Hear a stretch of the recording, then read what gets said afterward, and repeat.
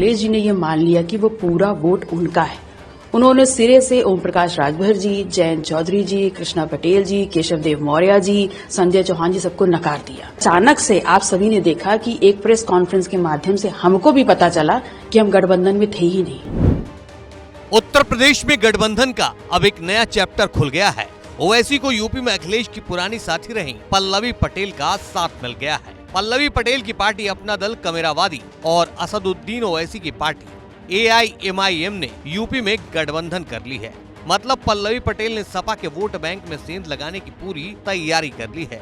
उन्होंने असदुद्दीन ओवैसी के साथ गठबंधन किया। इससे साफ है कि पल्लवी पटेल अखिलेश यादव के पिछड़ा दलित और अल्पसंख्यक अभियान का जवाब पिछड़ा दलित और मुस्लिम को एक मंच पर लाकर देने की तैयारी में है।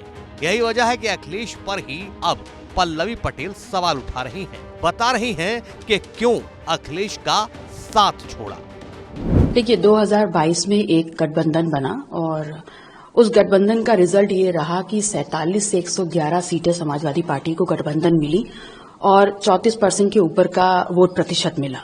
और वो मिलने के बाद अखिलेश जी ने ये मान लिया कि वो पूरा वोट उनका है।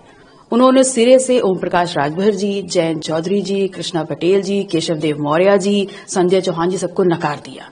तो ये वोट जो समाहित हुआ उनके पास 111 सीट्स के रूप में, वो इन सब की मेहनत का रिजल्ट था। और धीमे धीमे सब अलग होते चले गए। अपना दल सबसे ज्यादा दूरी तक समाजवादी पार्टी के साथ चलने की मुहिम को लेकर के साथ चला था। और अचानक से आप सभी ने देखा कि एक प्रेस कॉन्फ्रेंस के माध्यम से हमको भी पता चला कि हम गठबंधन में थे ही नहीं। तो ऐसे में क्या करते?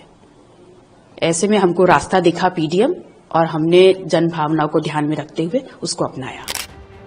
ओवैसी का साथ मिलते ही पल्लवी पटेल अब पक्ष और विपक्ष दोनों को ही पिछड़ों, दलितों और मुसलमानों के नाम पर घेर भी रही हैं। साथ ही साथ स्वामी प्रसाद मौर्य के लिए कसीदे पढ़ रही हैं। सामाजिक समुदाय हैं जिनका शोषण हो रहा है, दमन हो रहा है, वो पिछड़े समाज की कुछ जातियां हैं, दलित हैं और मुसलमान हैं।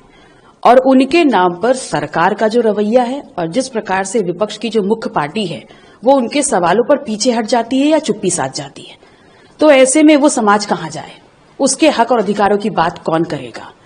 तो अगर हम उनका वोट ले रहे हैं तो उनके हक और अधिकारों पे, उनके दमन पे, उनके साथ हो रहे अन्याय पे हमें आगे खड़ा होना पड़ेगा। और यही जन भावना हमने लोगों के बीच में रीड करी कि उनके जायज सवालों पे कोई बोलने को तैयार नहीं है।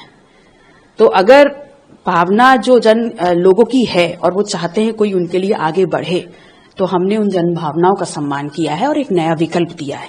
और पूरी उम्मीद नहीं, हमें पूरा मतलब विश्वास है इस बात का कि जनता हमारा साथ देगी। स्वामी प्रसाद मौर्य जी एक बहुत कद्दावर नेता हैं, बहुत अनुभव है उनका। सामाजिक न्याय की एक लंबी लड़ाई उन्होंने लड़ी है और ऐसे में हमें पता चला कि उन्होंने 2 सीट्स डिक्लेयर की हैं। तो सबसे पहले तो हम उनको क्या इनवाइट करेंगे, वो तो हैं ही हमारे साथ। और रही बात जो सीटें उन्होंने डिक्लेयर करी हैं, वहां वो चाहेंगे तो हम प्रचार करेंगे, वो चाहेंगे तो हम वहां बैठ करके उनका साथ देंगे। वो बड़े हैं, वो जो भी निर्णय लेंगे हम उनका स्वागत करेंगे। आपके साथ तो नहीं शामिल हैं? देखिए उनकी व्यस्तता थी जिस कारण वो शामिल नहीं हो पाए, लेकिन हमारे हर निर्णय और हमारे साथ को उन्होंने कभी नहीं नकारा। जाहिर है पल्लवी और ओवैसी का साथ आना अखिलेश के लिए बुरी खबर हो सकती है, लेकिन उससे भी बढ़कर बीजेपी के लिए राहत की खबर हो सकती है।